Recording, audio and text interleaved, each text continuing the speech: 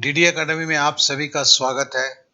आज क्षेत्रमिति बेसिक या mensuration basic और वो डीडी स्टाइल में सीखेंगे। मतलब सारे चीजों को सहज और सरल रूप से हम आज सीखेंगे। चलिए क्लास की तरफ बढ़ते हैं। किसी चार भुजा से, जैसे एक भुजा, दूसरी भुजा, तीसरी भुजा, चौथी भुजा, चार भुजा से घिरे हुए क्षेत्र को चतुर्भुज बोलते हैं। तो देखिए, ये सब चार भुजा से घिरे हुए क्षेत्र हैं, लेकिन इनके अलग अलग नाम है। जैसे ये आयत है। आयत का मतलब क्या होता है? देखिए, आयत में दो चीजें होंगी। पहला कंडीशन क्या है? ये भुजा जो है, ये भुजा आपके इसके सामने वाले भुजा के बराबर होता है, जिसे हम चौड़ाई बोलते हैं। और ये भुजा जो है, ये इस भुजा के बराबर होता है, इसे हम आधार बोलते हैं। तो आमने सामने की भुजा जब बराबर होता है और कोण जब 90 डिग्री होता है, 90 डिग्री का मतलब होता है जैसे आप जमीन पे सीधा खड़े हैं, तो आपके पैर से जो जमीन की जो कोण बनती है वो एकदम सीधा होता है। इसे 90 डिग्री या समकोण बोलते हैं। तो आयत का हर कोण जो है वो 90 डिग्री का होता है। तो आयत में क्या होता है? इसकी लंबाई, आमने सामने की लंबाई बराबर होता है, आमने सामने की चौड़ाई बराबर होता है। अब देखिए समानांतर चतुर्भुज, मजे की बात देखिए, इसमें भी आमने सामने की भुजा बराबर होती है। इसमें भी आमने सामने की भुजा बराबर होती है, लेकिन इसमें एक चीज नहीं होता है। वो क्या है कि कोण जो है, ये कोण जो है 90 डिग्री का नहीं होता है, या 90 डिग्री से कम होगा या 90 डिग्री से ज्यादा होगा। तो समानांतर चतुर्भुज और आयत में अंतर क्या है? दोनों की आमने सामने की भुजा बराबर होती है। आयत में कोण 90 डिग्री का होता है, समानांतर चतुर्भुज में कोण 90 डिग्री का नहीं होता है। अब जरा आयत का क्षेत्रफल देखिए। आयत का क्षेत्रफल बराबर होता है लंबाई गुने चौड़ाई। मतलब ये जो लंबाई है और इसको चौड़ाई से गुणा कर देते हैं तो इसका क्षेत्रफल निकल जाता है। जैसे ये समझ लीजिए कि 5 मीटर लंबा है, ये 3 मीटर चौड़ा है, तो मतलब ये भी 3 मीटर होगा, इधर वाला भी 3 मीटर होगा, ये 5 मीटर है, ये भी 5 मीटर है। इसका क्षेत्रफल क्या होगा? सीधा 5 से 3 गुणा कर दिया तो 15 हुआ। मतलब लंबाई गुने चौड़ाई। अब समझ लीजिए ये भी जो समानांतर चतुर्भुज आयत के बराबर है, मतलब ये भी इसका 5 है और ये इसका 3 है। लेकिन इसका क्षेत्रफल देखिए, आधार मतलब ये जो है बड़ी भुजा जो है, ये भुजा गुना ऊंचाई होता है। तो देखिए यहां पे हमने क्या किया, यहां पे चूंकि 90 डिग्री नहीं है, हमने एक यहां पे लाइन खींच दिया, एकदम सीधा सीधा खींचा कि जिसकी वैल्यू आपकी 90 डिग्री की हो। ठीक है ना? तो इसको क्या बोल देते हैं? ऊंचाई। देखो यहां ऊंचाई था क्योंकि ये भुजा इस भुजा के ऊपर 90 डिग्री था। यहां हमने क्या किया, 90 डिग्री का एक लाइन खींचा, तो इसकी जो लंबाई होती है, ये लंबाई और ये जो गुणा करते हैं तो आधार गुणे ऊंचाई। तो हमें आयत और समानांतर चतुर्भुज दोनों एक ही चीज होता है, लेकिन समानांतर चतुर्भुज के कोण 90 डिग्री के नहीं होते हैं। तो इसके लिए उसके किसी एक शीर्ष बिंदु से सीधी एक रेखा खींची जाती है जो 90 डिग्री का कोण बनाए, और उसे ही ऊंचाई बोलते हैं। तो समानांतर चतुर्भुज का क्षेत्रफल आधार गुणे ऊंचाई। तो मतलब जो आयत है वही समानांतर चतुर्भुज है, केवल कोण का डिफरेंस है, इसलिए क्षेत्रफल में भी डिफरेंस है। अब आते हैं वर्ग। आयत और वर्ग में अंतर क्या होता है? देखिए इसकी सारी भुजाएं जो है, आमने सामने नहीं, सारी भुजाएं बराबर होती है। मतलब ऊपर वाला अगर 4 सेंटीमीटर तो ये भी 4 सेंटीमीटर, ये भी 4 सेंटीमीटर और ये भी 4 सेंटीमीटर, और इसका कोण जो है 90 डिग्री का होता है। तो आयत की अगर सारी भुजा बराबर है, आयत की अगर सारी भुजा बराबर है तो उसे क्या बोलेंगे? वर्ग बोलेंगे। क्योंकि आयत में भी 90 डिग्री का कोण होता है, वर्ग में भी 90 डिग्री का कोण होता है। और तो इसमें क्या है देखो, भुजा गुने भुजा, ठीक है ना। लंबाई अब चौड़ाई तो नहीं रहा, कि सारे भुजा है, सारे भुजा का माप एक ही है, तो मतलब भुजा स्क्वायर हो गया। और वर्ग, और एक देखो सम चतुर्भुज। सम चतुर्भुज मतलब जिसकी चारों भुजाएं बराबर है। वर्ग में भी चारों भुजाएं बराबर है, लेकिन यहां भी यही कहानी है, ये कोण जो है 90 डिग्री से छोटा या 90 डिग्री से बड़ा होता है, 90 डिग्री नहीं होता है। तो मतलब आयत और समानांतर चतुर्भुज में जो कोण का हेराफेरी था, वही वर्ग और सम चतुर्भुज, जिसको रोम्बस इंग्लिश में बोलते हैं, उसके में भी होता है। वर्ग का क्षेत्रफल भुजा का स्क्वायर है, और रोम्बस का देखो आधार गुने ऊंचाई है। तो देखो समानांतर चतुर्भुज का भी क्षेत्रफल आधार गुने ऊंचाई होता है, सम चतुर्भुज का भी क्षेत्रफल आधार गुने ऊंचाई होता है। तो मतलब हमने एक समझा, आयत का ही दूसरा रूप समानांतर चतुर्भुज है, वर्ग का ही दूसरा रूप सम चतुर्भुज है। अब आता है एक समलंब चतुर्भुज, जिसको ट्रेपेजियम बोलते हैं। समलंब चतुर्भुज की ये भुजा जो है आपकी, और ये भुजा, ये दोनों समानांतर है। समानांतर है मतलब इसकी ये भुजा से ये पार्ट जितना दूर है, यहां से इसकी भी दूरी उतनी ही होगी। इसके लिए ये समलंब चतुर्भुज है, ठीक है ना। जिसकी लंब, ये लंब की लंबाई बराबर होती है दो भुजाओं के बीच में, उसे समलंब चतुर्भुज कहते हैं। लंब मतलब है वही ऊंचाई जो यहां पे 90 डिग्री का कोण बनाता है,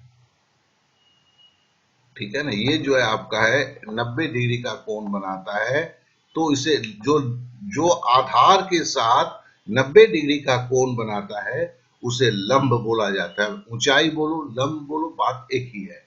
तो समलंब चतुर्भुज मतलब ये इस भुजा के इस कोण से, इस एपेक्स से यहाँ की जो लंबाई है लंब की, और ये दोनों बराबर होते हैं। तो इसमें लंब की लंबाई बराबर होती है, तो इसलिए ये भुजा जब को हम क्या बोलते हैं, समानांतर भुजा। अब देखिए इसका क्षेत्रफल क्या होता है, 1/2 गुने समानांतर भुजा का योगफल। मतलब ये अगर समझ लो कि 7 सेंटीमीटर है, ये 3 सेंटीमीटर है, तो क्या होगा, 7 और 3 जोड़ेंगे तो क्या होगा, 10 होगा। तो आधा गुने 10 गुने फिर ऊंचाई। अब इसकी जो लंब की जो है, ये समझ लो 3-4 सेंटीमीटर है, तो उसको उससे गुना करना है। तो चलिए हमने ये सारे चीज को समझ लिया, हमने 5 टाइप के चतुर्भुजों को समझा। अब जरा इसके ऊपर सवालों को करें। किसी आयत की लंबाई और चौड़ाई क्रमशः 5 मीटर है और 7 मीटर है, तो क्षेत्रफल क्या होगा, लंबाई गुने चौड़ाई, मतलब इसके अंदर का क्षेत्रफल, ये क्षेत्रफल होगा 35। कितना आसान यार, हम क्यों भागते हैं इन चीजों से। 35 होगा, और क्या होगा, ये मीटर में है तो हमें क्या बोलना होगा, वर्ग मीटर। एक चीज बात को हमें याद रखना होगा, इसे हमें बोलना होगा स्क्वायर मीटर या वर्ग मीटर, ठीक है। उसी तरह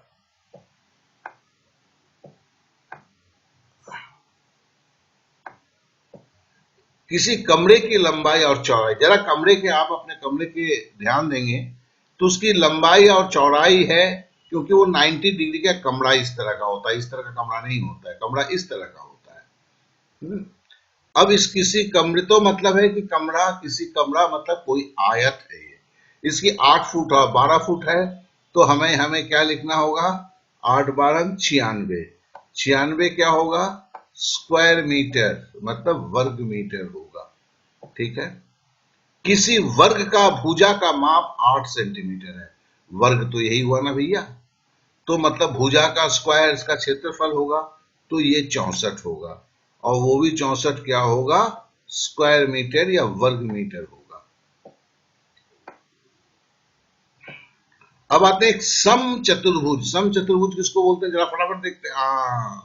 सम चतुर्भुज का मतलब होता है जिसकी चारों भुजाएं बराबर होती है, वर्ग का ही है, लेकिन इसकी क्षेत्रफल होता है आधार गुने ऊंचाई। तो अगर किसी सम चतुर्भुज का क्षेत्रफल निकालना है, तो उसमें ऊंचाई अगर नहीं दिया गया है तो निकालना बड़ा मुश्किल होता है। तो चलिए, एक सम चतुर्भुज का एक भुजा 8 सेंटीमीटर है और ऊंचाई 5 सेंटीमीटर है, तो हमें इसका क्षेत्रफल क्या होगा? 40, 5 अट्ठे 40 आपका अब क्या है? स्क्वायर सेंटीमीटर होगा, ठीक है ना, स्क्वायर सेंटीमीटर होगा। हाँ, सेम ही है ना। अब आते हैं किसी समानांतर चतुर्भुज का आधार का माप 8 सेंटीमीटर है। ये समानांतर चतुर्भुज, तो ये आयत की तरह है इसका, लेकिन एंगल 90 डिग्री से कम है, तो इसमें कम या ज्यादा हो सकता है। इसके सामने की भुजाएं बराबर होती है। आयत के सारे लक्षण होते हैं, एक लक्षण नहीं होते हैं जो 90 डिग्री के इसके कोण नहीं होते हैं। इसका क्षेत्रफल आधार गुने ऊंचाई होता है, तो 8 सेंटीमीटर आधार है, ऊंचाई 5 सेंटीमीटर है, तो ये भी 40 स्क्वायर सेंटीमीटर होगा। क्लियर? अब आते हैं किसी समलंब चतुर्भुजा, समलंब है इसका मतलब ये जो समलंब है, इसके लंब बराबर है, तो उसका क्षेत्रफल क्या होता है? आधार गुने समानांतर भुजाओं का योगफल गुना ऊंचाई। तो देखिए, आधार का माप 8 सेंटीमीटर है और समानांतर भुजा 6 सेंटीमीटर है। इन दोनों को जोड़ेंगे तो क्या होगा? 14 सेंटीमीटर होगा।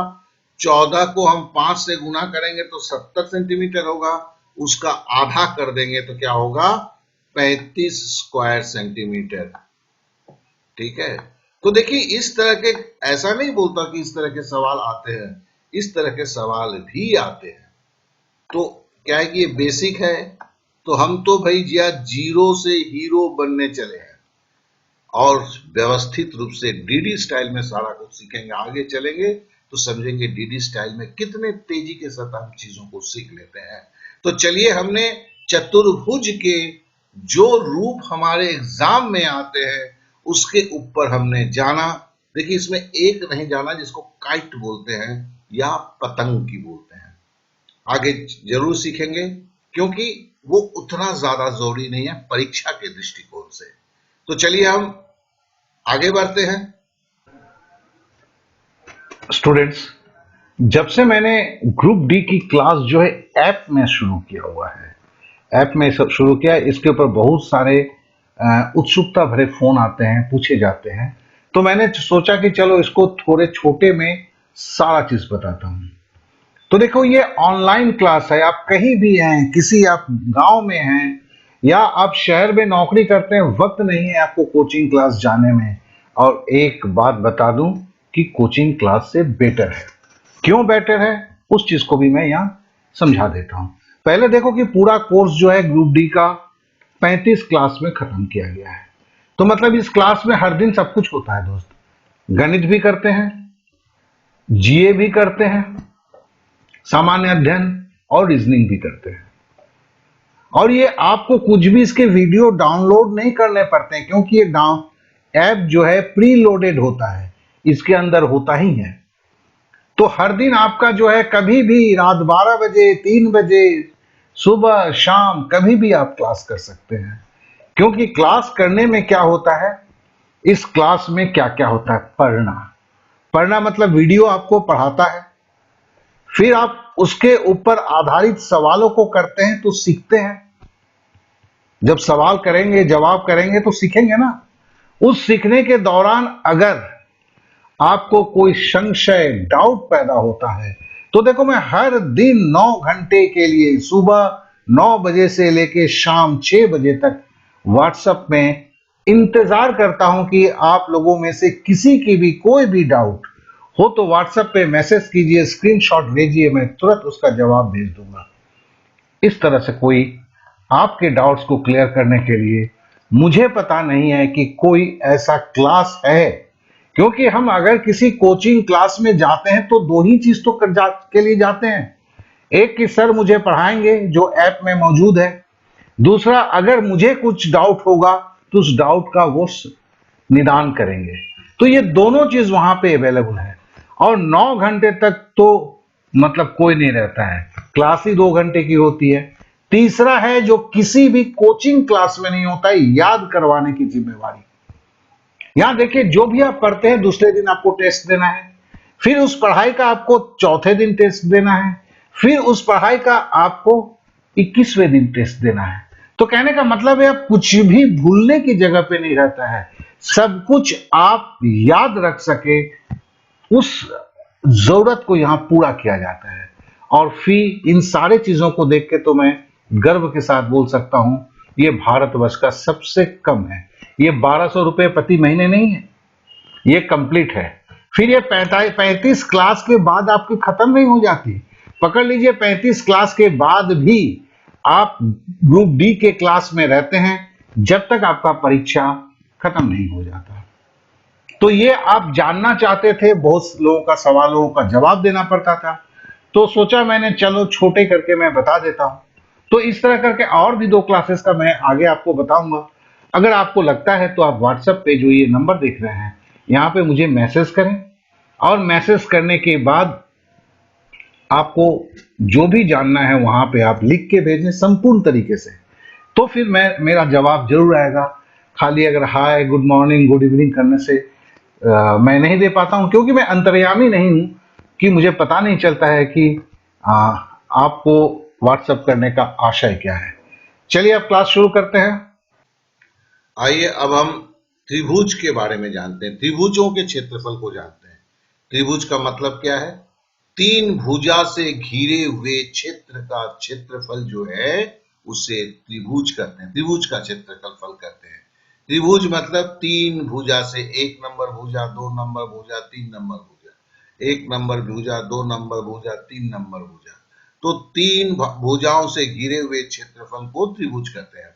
अब देखिए त्रिभुज में अभी हम ऐसे नहीं कि 4 ही टाइप के होते हैं, लेकिन इन 4 टाइपों पे चूंकि सवाल ज्यादा बनते हैं और चूंकि हम क्षेत्र नीति के क्लास में हैं, तो क्षेत्रफल को निकालने के लिए जो त्रिभुज हमारे पास ज्यादा आते हैं उनको लेके बात कर रहे हैं, क्योंकि हम 0 से शुरू कर रहे हैं। आगे चल के ना हीरो बनेंगे, अब तो 0 से ही करें। तो समकोण त्रिभुज, राइट एंगल ट्रायंगल। तो देखिए समकोण जो एक किसी त्रिभुज का अगर एक कोण 90 डिग्री का होगा तो उसे हम क्या बोलेंगे? समकोण त्रिभुज। और इस समकोण त्रिभुज के जो नीचे वाली भुजा है उसे क्या बोलते हैं? आधार। नीचे वाली भुजा को आधार बोलते हैं। और उससे जो भुजा 90 डिग्री की कोण बनाती है, आधार से जो भुजा 90 डिग्री की कोण बनाती है उसे क्या बोलते हैं? लंब बोलते हैं। और यही त्रिभुज की ऊंचाई भी होती है। तो जो लंब है वही ऊंचाई है। फिर से दोहरा देता हूं, जो लंब है वही त्रिभुज की ऊंचाई भी होती है। जो लंब है वही त्रिभुज की ऊंचाई होती है।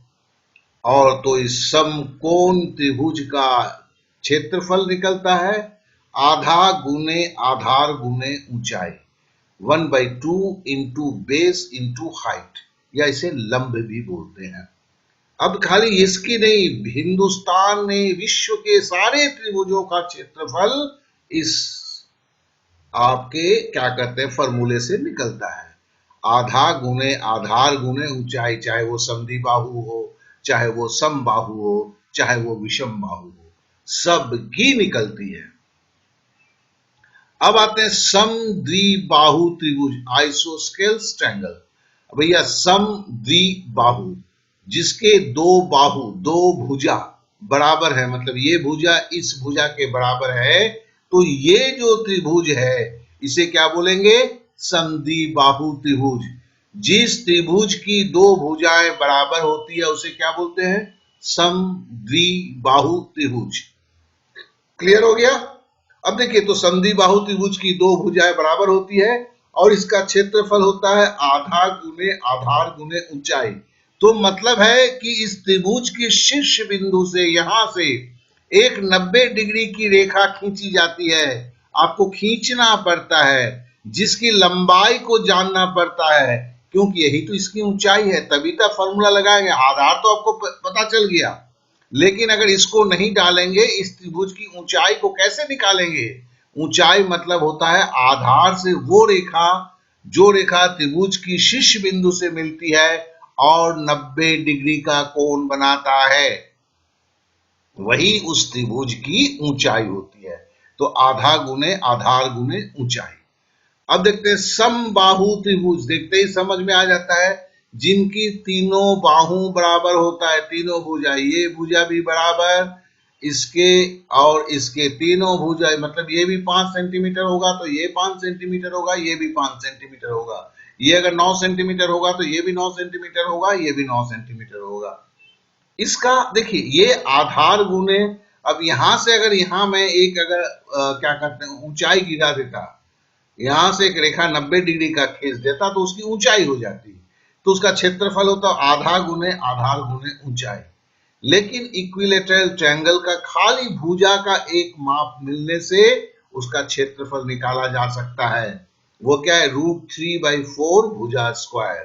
तो मतलब इस त्रिभुज की बिना ऊंचाई को निकाले हुए √3/4 इंटू भुजा का स्क्वायर से भी निकाला जा सकता है।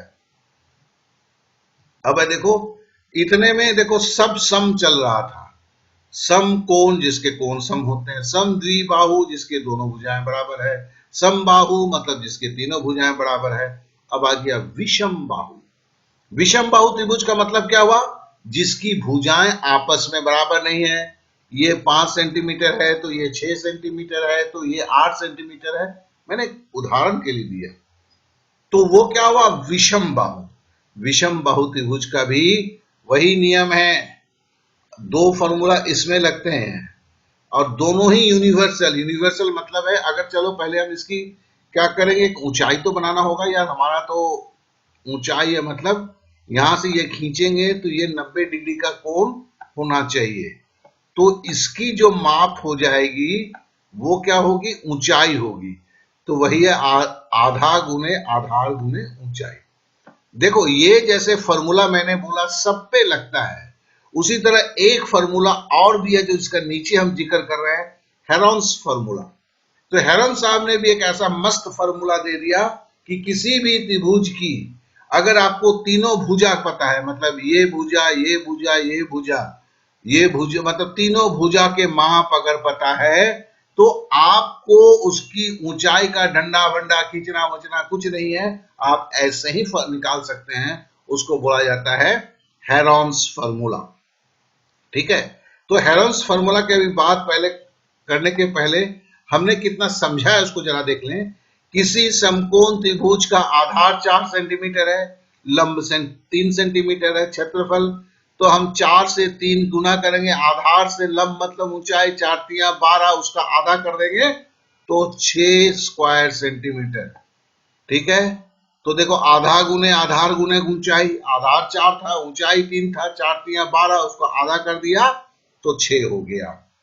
किसी समबाहु त्रिभुज की भुजाएं 8 सेंटीमीटर है तो क्षेत्रफल कितना होगा, तो क्या होगा √3/4 इंटू भुजा का स्क्वायर, तो क्या होगा हमारा भी यहां पे √3 लिख दिया, नीचे 4 लिखा, √3/4 तो फॉर्मूला में ही है, गुना भुजा का स्क्वायर मतलब भुजा कितना है 8 सेंटीमीटर है तो 8 गुना 8 लिखा।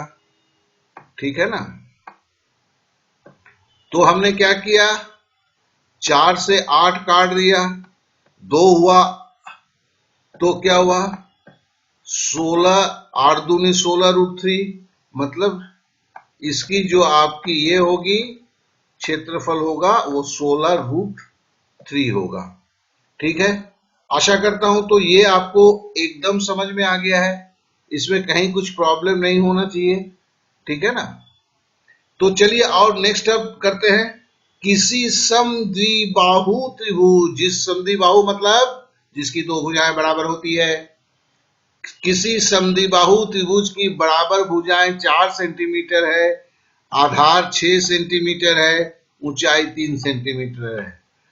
अब देखो इसे हम हेरोन्स फॉर्मूला से भी निकाल सकते हैं, क्या कि तीनों भुजा का माप है, नहीं तीनों भुजा है, क्या कि दो बराबर भुजा मतलब 4 सेंटीमीटर मतलब दो भुजा, आधार 6 एक भुजा, या हम इस फॉर्मूला से भी निकाल सकते हैं क्योंकि हमें ऊंचाई दे दिया है।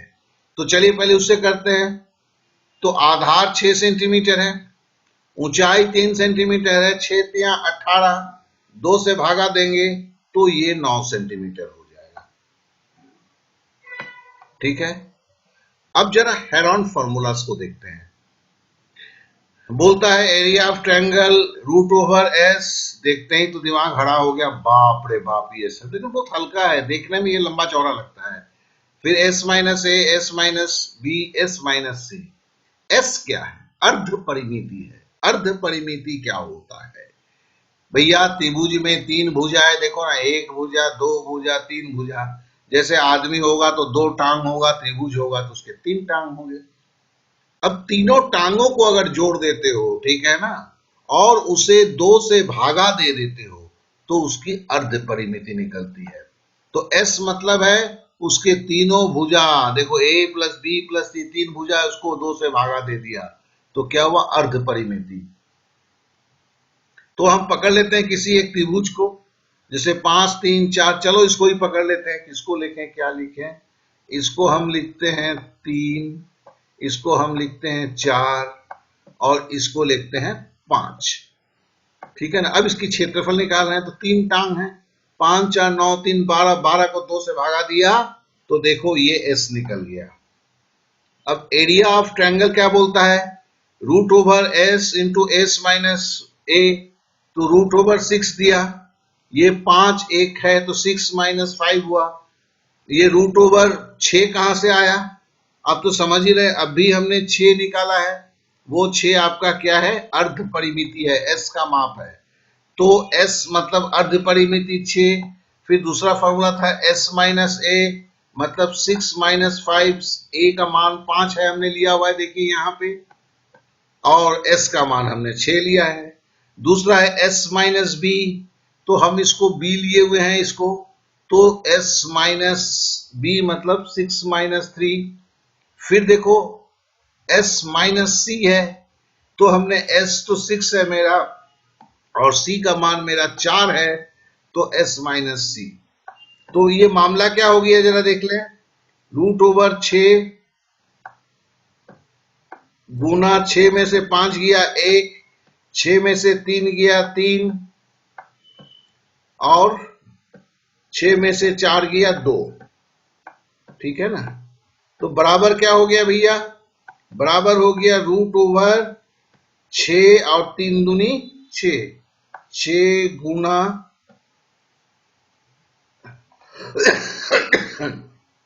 सॉरी 6 गुना 6। अब इसका अगर हम रूट निकालेंगे तो क्या होगा?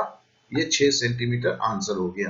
तो आशा करता हूं कि देखिए, अगर इसे 1 से 2 बार देख लेंगे ना, तो आपके जेहन में संपूर्ण रूप से हो जाएगा। देखो मैं आपको यहां से सिखा रहा था, यहां मैंने ट्रायंगल बनाया था, तो मेरी हाल क्या है, बुरा हो गया हूं यार।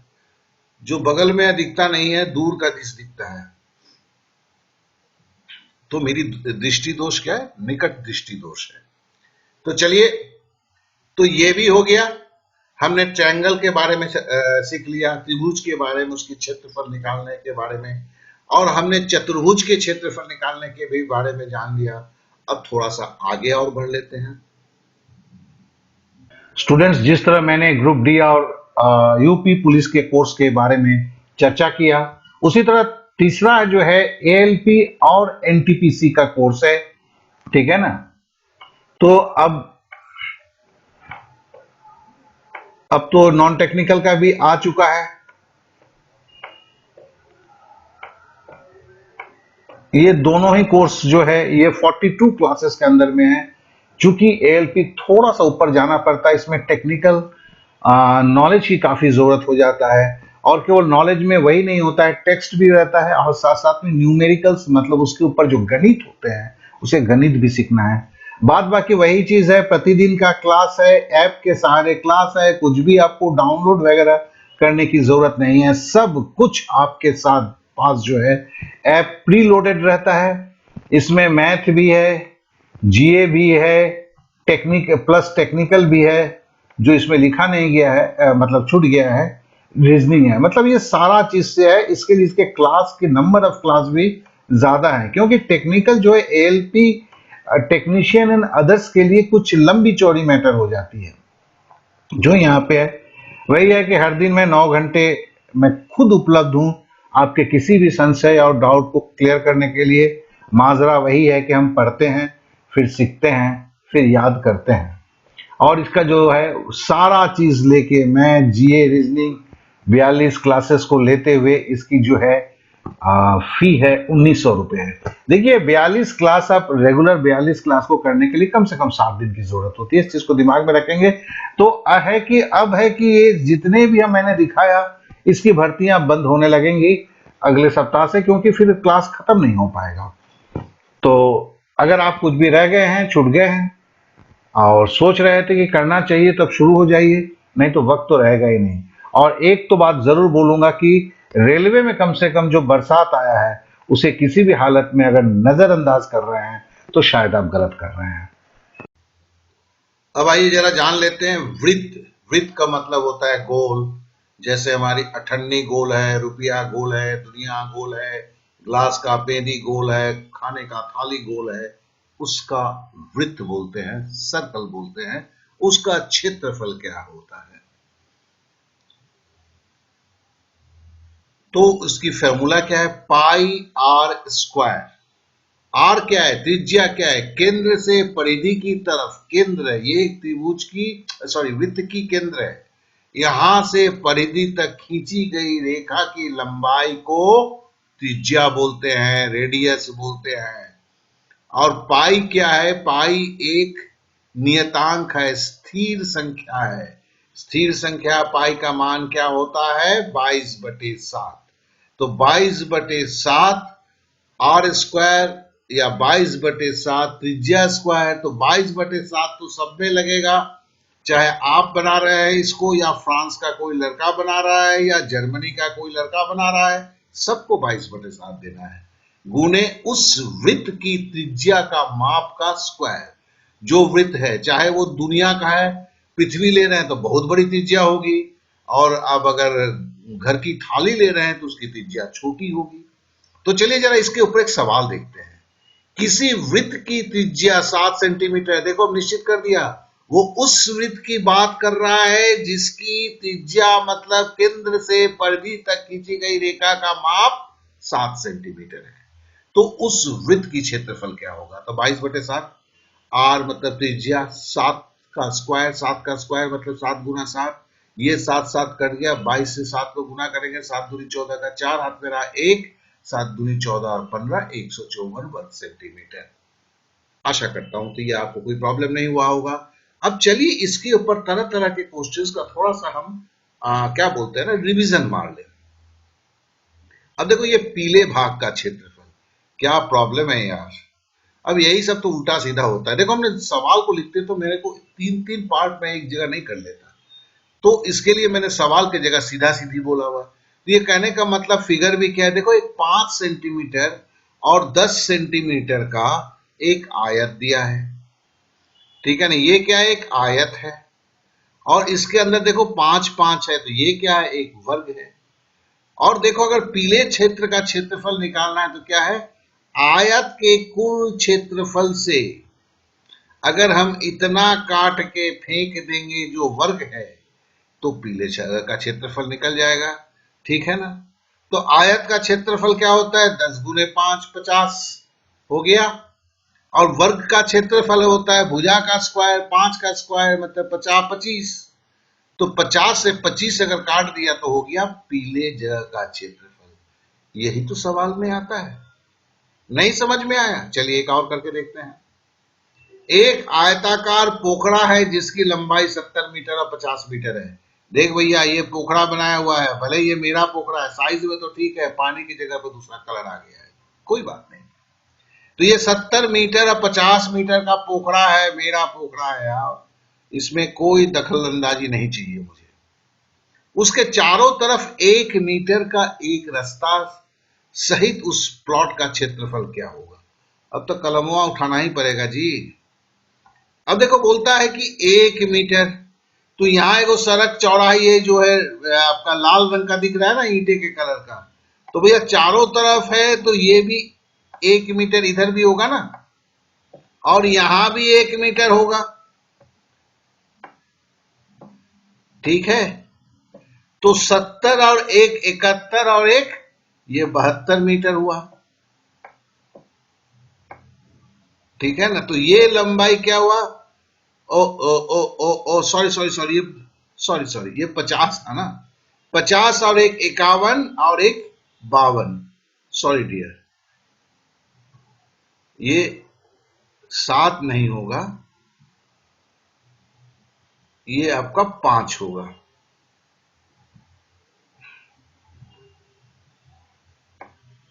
ये 52 मीटर हुआ।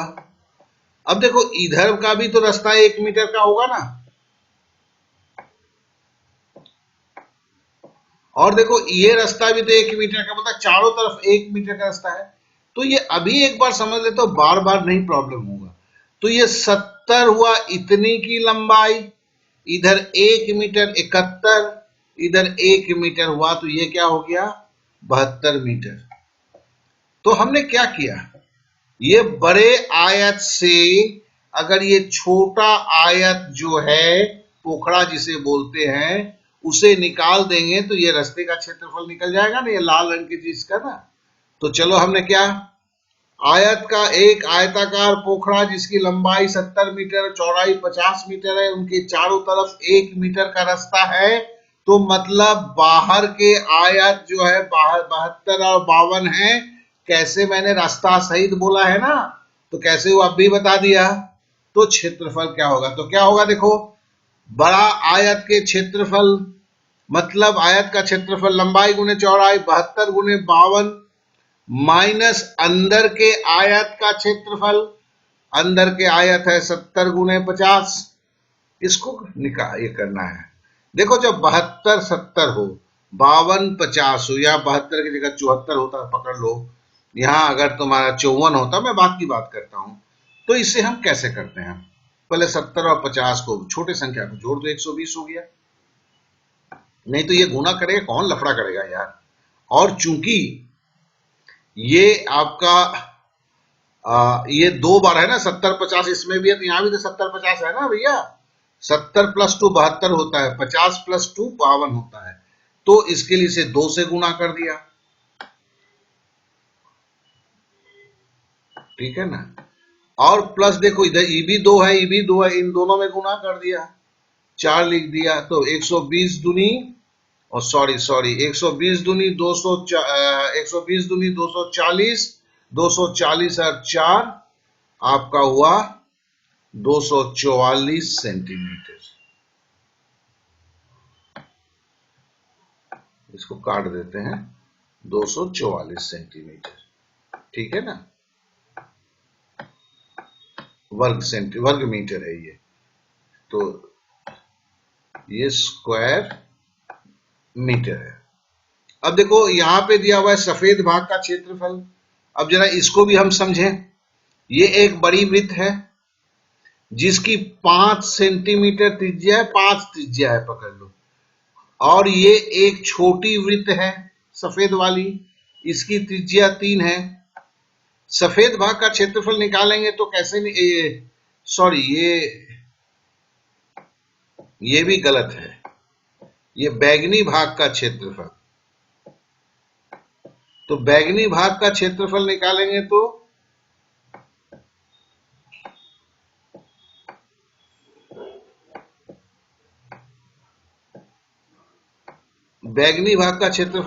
तो क्या होगा, इसकी बड़े वृत्त की क्षेत्रफल से छोटे वृत्त की क्षेत्रफल को घटाएंगे, तो 22/7 5 स्क्वायर, ये क्या हुआ बड़े वृत्त का क्षेत्रफल है, और छोटा वृत्त क्या है 3, इसकी त्रिज्या है, तो 22/7 गुना 3 स्क्वायर।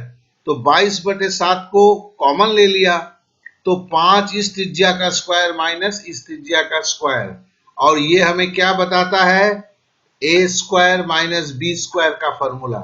ए स्क्वायर माइनस बी स्क्वायर क्या होता है, ए प्लस बी, मतलब 5 + 3 8, फिर ए माइनस बी मतलब 5 - 3 2, ठीक है ना। तो स्क्वायर करने की जरूरत नहीं होती है ऐसे। आप भी ए स्क्वायर माइनस बी स्क्वायर का फॉर्मूला जरूर जानते होंगे। तो क्या होगा 22/7 गुना 8 गुने 2, मतलब 22/7 को 22 को 16 से गुना करेंगे तो 16 दूनी 32 का 2 हाथ में रहा 3, 16 दूनी 32 और 3 35, 352/7 निकल गए हो। तो देखो इससे थोड़ा सा प्रैक्टिस अगर करते हैं तो बड़ी जल्दी हम सीख लेते हैं। यही तो डीडी स्टाइल है कि आप आते ही तुरंत एप्लीकेशन में आ जाते हैं। और आप जानते हैं कि ये सवाल तो आपके हर परीक्षा में तरह तरह से आता है। ये भी हमें आगे आके चल के देखेंगे, जब वेलन का क्षेत्रफल का ठोस वेलन किस वस्तु से बना हुआ है उसका क्षेत्रफल निकालना पड़ता है, तो ये हमें जरूरत पड़ता है। तो चलिए हम थोड़ा सा आगे और बढ़ लेते हैं, ज्यादा नहीं आज। देखिए, मैंने अभी ग्रुप डी क्लास के बारे में चर्चा किया हुआ है।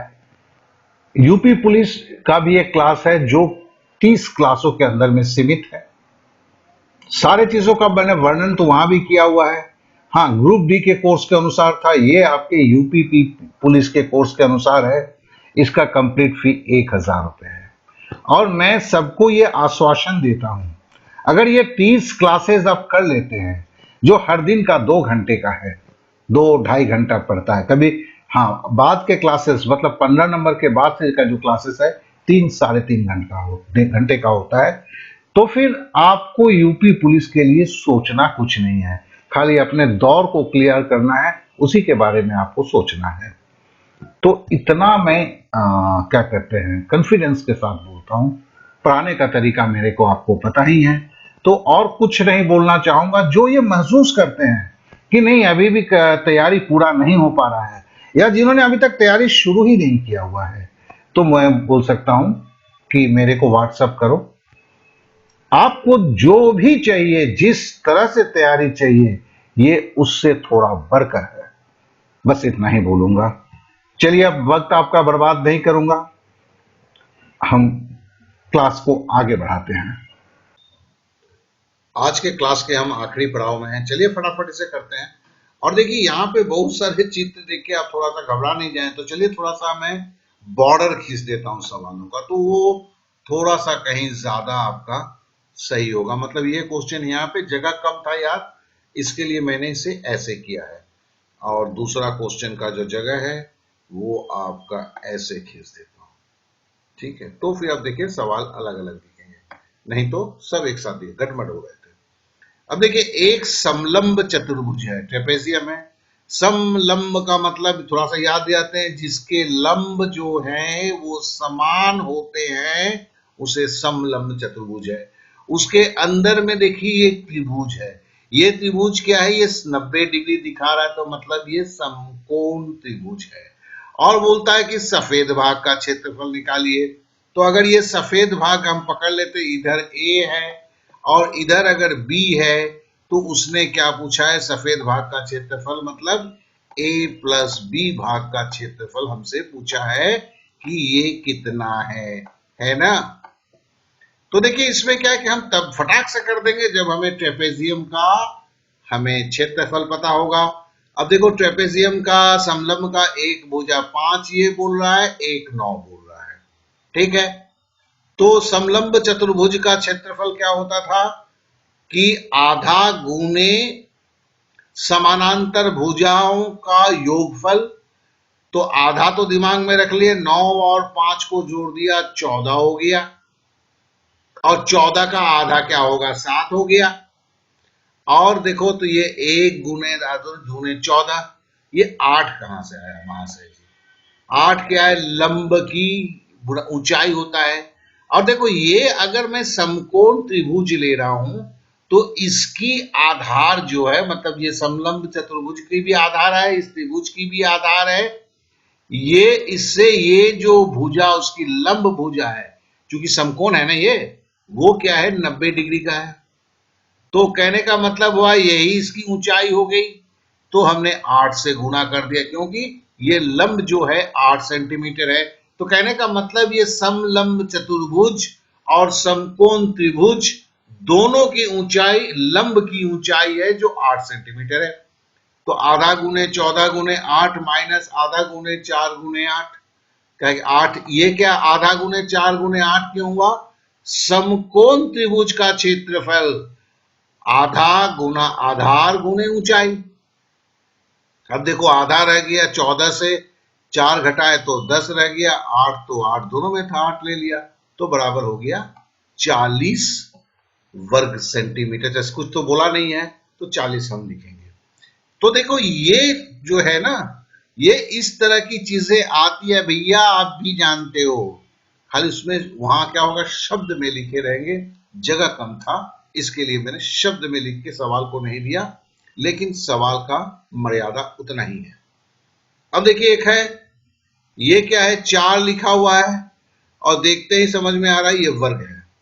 ये वर्ग के अंदर में देखो ये भुजा, सब इस त्रिभुज की तीनों भुजा बराबर है, तो ये समबाहु त्रिभुज है।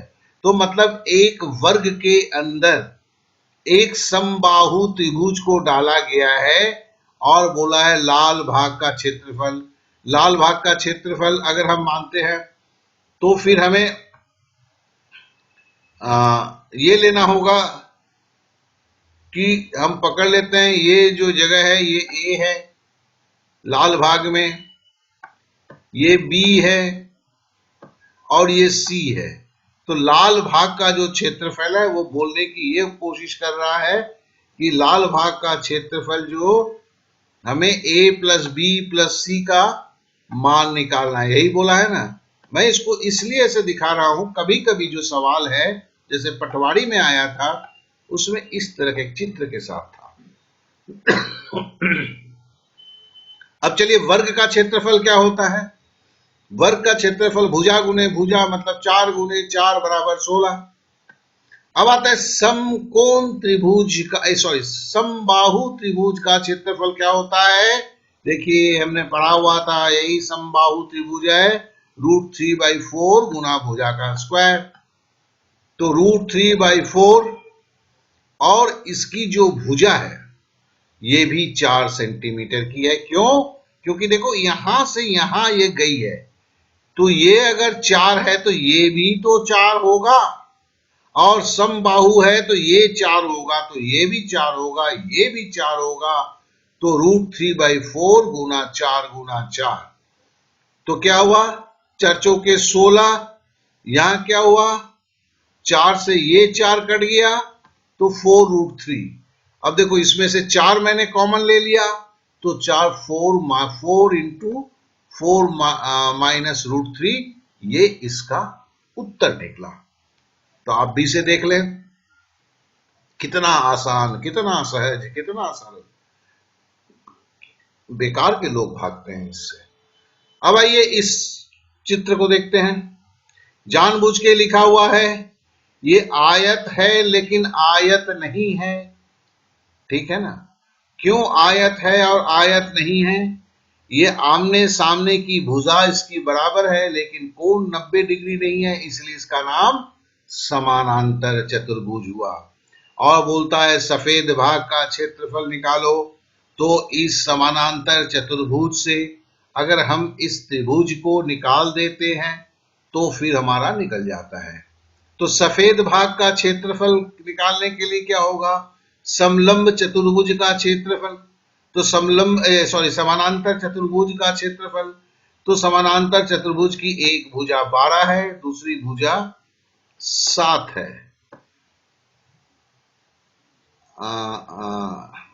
लेकिन हमें क्या लेना होगा, ये दूसरी भुजा हमें नहीं लेना होगा। क्यों? क्योंकि समानांतर चतुर्भुज का क्षेत्रफल होता है आधार जो 12 है, क्या कि इधर भी 12 है तो ये भी 12 होगा, और उसकी ऊंचाई लेना है। तो ऊंचाई क्या है, 6 सेंटीमीटर है ना। यही तो डंडा है, यही डंडा है, यही ऊंचाई है, यही 6 बोलता है। तो 12 छक्के 72 हुआ। अब बोलता है ये त्रिभुज है, तो त्रिभुज की देखो ये जो है 8 बता रहा है और ऊंचाई क्या है, 6 है। तो 6 8 48, लेकिन गलती हुआ है यहाँ, क्योंकि त्रिभुज की ऊंचाई क्या होती है, आधा होता है, तो ये 24 होगा। अब 72 से 24 अगर हम लेस करेंगे तो आंसर क्या होगा, 48 होगा। तो इसका सही आंसर 48 है। तो देखिए आज जो है हमने काफी समय सारे चतुर्भुज, सारे त्रिभुज को लेके किया, और इसमें जिस तरह के सवाल आते हैं उस सवाल को भी अपने तरीके से किया। कुछ हमने वृत्त का भी किया, वृत्त का भी और भी आगे है, हमें सवाल करना है। और साथ साथ में देखो हमने परिमिति नहीं किया है, तो अगला क्लास परिमिति का होगा। परिमिति से जुड़े हम सारे चीजों को करते रहेंगे, और उसके आगे का होगा जरूर हम घन के ऊपर करेंगे। तो मतलब क्षेत्रमिति के क्लास जो है पूरे सवाल या 3 या 4 क्लास में हम खत्म कर देंगे। तो जितनी लंबी चौड़ी व्याख्यान होती है उसमें कॉम्प्लेक्स से कॉम्प्लेक्स सवाल को भी पकड़ेंगे। लेकिन अगर हम इन सवालों में से देखो, अगर सही बात करें ना, अगर हम जैसे समलंब चतुर्भुज बोलते हैं तो हमारे ज़हन में समलंब चतुर्भुज की आकृति आना चाहिए। मेंसुरेशन तभी सफल होता है, क्षेत्रमिति सीखना तभी सफल होता है जब आप शब्द को सुनने के बाद आपके सामने उस आकृति का एग्जैक्ट चित्र आ जाता है, तो आपको सॉल्व करना बहुत ही आसान होता है। तो जिसके लिए अगर इन आकृति को दिखाते हुए पहले मैं सवाल को स्पष्ट रूप से नहीं देके आकृति के अंदर ही दे रहा हूं, आगे चल के जब करते हैं तो ये आकृतियां हट जाती हैं। जब हम दूसरे क्लास तीसरे क्लास में जाएंगे और वहां पर क्या होगा, सवाल शब्दों में आएगा। पहले से देने से क्या होता है कि दिमाग में उन समलंब चतुर्भुज बोलने से समलंब चतुर्भुज की आकृति आके नहीं सामने खड़ा होता है। तो मैं फॉर्मूला इसमें मैं बराबर बोलता हूं कि क्षेत्रमिति में, ज्यामिति में फॉर्मूला आपके जेहन में बाद में आना चाहिए, पहले आकृति आना चाहिए, क्योंकि आकृति से ही इन चीजों को सीख सकते हैं। इसके जितने भी कॉम्प्लेक्स सवाल है आप उसका सॉल्यूशन निकाल सकते हैं। Welcome to DD Academy. First click the subscribe button and also click the bell button. After you will get every video update notification. आप सभी से मेरा निवेदन है कि जिन्हें मेरे पढ़ाने का स्टाइल पसंद होता है, तरीके पसंद हैं, वो जरूर मुझे सब्सक्राइब भी करें, बेल बटन को दबाएं। बेल बटन नहीं दबाते हैं तो नोटिफिकेशन नहीं आता है। तो देखिए मैंने एक बेसिक का मुहिम छेड़ा हुआ है। तो ये बेसिक के मुहिम में जैसे हम क्षेत्रमिति के बारे में जानेंगे, मतलब क्षेत्रमिति के सारे बेसिक से जुड़े हुए जितने भी चीजें हैं उसको हम जानेंगे, और जानते हुए सीधे एप्लीकेशन में आएंगे जैसे मैंने अभी आपको दिखाया। उसी तरह हम ज्यामिति के भी बेसिक को हम जानेंगे और उसके साथ ही साथ तुरंत एप्लीकेशन में आएंगे कि बेसिक हमारे दिमाग के अंदर में घुस जाए। उसी तरह हम कोऑर्डिनेट ज्योमेट्री को करेंगे, उसी तरह हम ट्रिग्नोमेट्री को करेंगे। तो ये बेसिक से जुड़े हुए जो चीजें हैं, जिनको मेरे तरह से पढ़ाने अच्छा लगता है, तो आशा करता हूं बेसिक उनका बहुत जल्दी क्लियर हो जाएगा।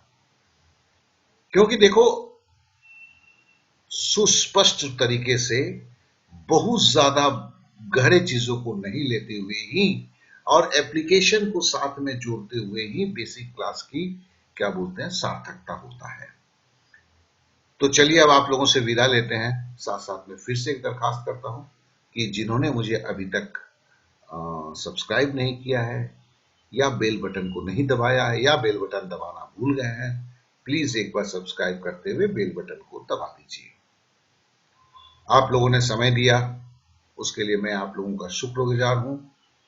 ओके देन, जय हिंद।